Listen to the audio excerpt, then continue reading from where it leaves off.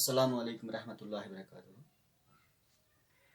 चलिए स्टूडेंट्स, हम अपना टॉपिक शुरू करेंगे। आज हम पढ़ेंगे फ्रॉम ककून टू सिल्क। ये आज हमारा टॉपिक रहेगा। क्या है कि पिछले क्लास में मैंने आपको सिल्क वर्म की लाइफ हिस्ट्री के बारे में पढ़ाया था। ये टॉपिक भी थोड़ा उसी टॉपिक के रिलेटेड है। तो चलिए बिना टाइम वेस्ट किए अपना टॉपिक शुरू करेंगे हम। ये आप सब लोगों को पता है कि हम सिल्क वर्म्स की जो रेयरिंग करते हैं, ये सिल्क हासिल करने के लिए इनकी रेयरिंग की जाती है। ये चीज़ आप बखूबी जानते हैं। अब क्या है कि यहाँ पे आज दो चीज़ें हमें पढ़नी है। नंबर एक, रेयरिंग ऑफ सिल्क वर्म्स।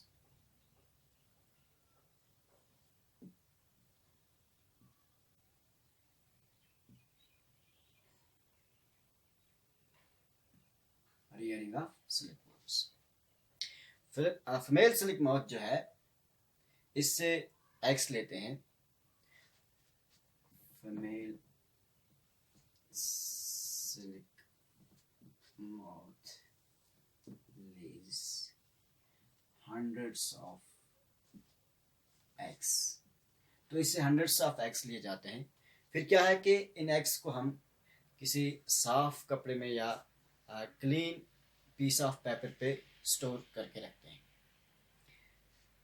बाद में क्या है कि इन eggs को हम सिल्क फार्मर्स को बेच देते हैं। तो फार्मर्स लोग इन eggs का बड़ा केयर करते हैं। ये चीज़ यहाँ पे जानना ज़रूरी है कि इन एग्स को केयरफुली स्टोर करके रखना है। किस चीज़ का ख्याल रखना है वो मैं अभी आपको बता देता हूँ। क्या है कि इन एग्स को हाइजीनिक कंडीशंस में रखना है, नंबर एक। नंबर दो, सूटेबल टेम्परेचर और ह्यूमिडिटी होनी चाहिए। हाइजीनिक कंडीशंस मतलब कि किसी कंटेमिनेशन वगैरह का कोई खतरा ना हो। और सूटेबल टेम्परेचर मतलब कि जिस हिसाब का टेम्परेचर इन एग्स को चाहिए होता है, उसी हिसाब का टेम्परेचर रखना पड़ता है। ठीक। अब फार्मर्स लोग क्या करते हैं, इन एग्स को वो हैच करके लार्वा में कन्वर्ट कर देते हैं। ठीक। लार्वा जो है, लार्वा कैटरपिलर, लार्वा को हम कैटरपिलर भी कहते हैं। मैंने पिछले क्लास में आपको ये बताया भी है। कैटरपिलर कहें या लार्वा कहें, एक ही बात है, सेम बात है। अब इन कैटरपिलर्स को बाम्बू ट्रेज में रखा जाता है। फार्मर्स लोग इन कैटरपिलर्स को बाम्बू ट्रेज में रखते हैं। We keep these caterpillars in bamboo trays। ठीक।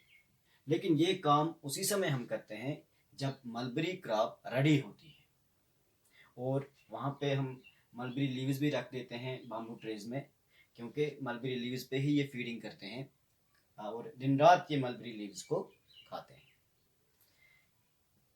20 से 25 दिन तक ये ईटिंग का काम करते हैं, कंटिन्यूसली ईटिंग का काम करते हैं, और इनका साइज भी इंक्रीज हो जाता है। और 25 दिन के बाद ये ईटिंग स्टॉप कर देते हैं।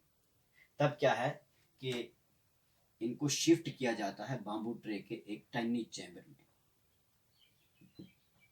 Tiny chamber of bamboo tray, वहां इनको शिफ्ट किया जाता है। वहां ये ककून बनाने का काम करते हैं। This spin cocoon in a tiny chamber of A bamboo tray. Right, हो गई ये बात। अब ये ककून जब तैयार होते हैं तो तब हम दूसरी बात यहाँ पे पढ़ेंगे, प्रोसेसिंग ऑफ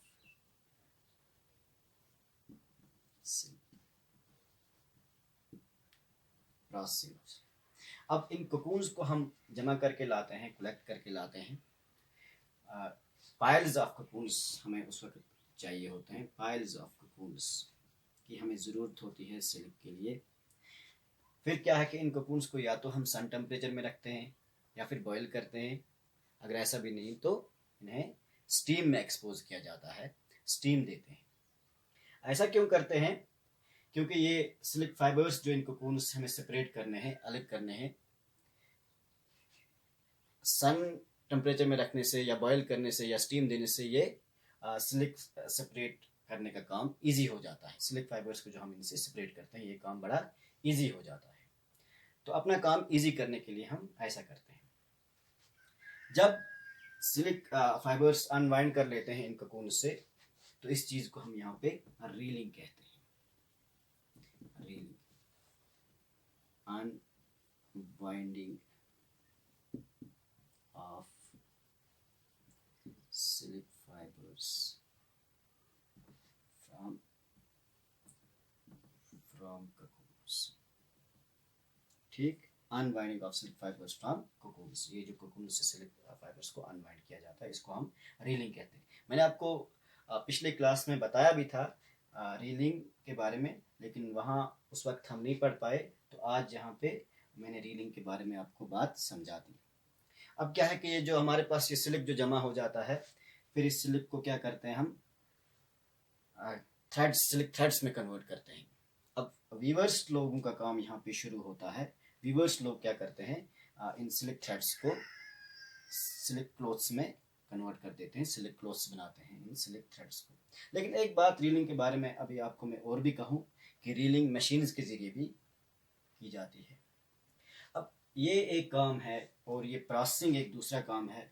इंडस्ट्रीज में लोग अलग अलग काम करते हैं। कुछ लोग ये रियरिंग का काम करते हैं वहाँ पे, और कुछ लोग ये रीलिंग का काम वहाँ पे इंडस्ट्री में करते हैं। ठीक है, तो ये इस तरीके से हमारा ये चैप्टर कंप्लीट हो गया, हमारा ये टॉपिक कंप्लीट हो गया।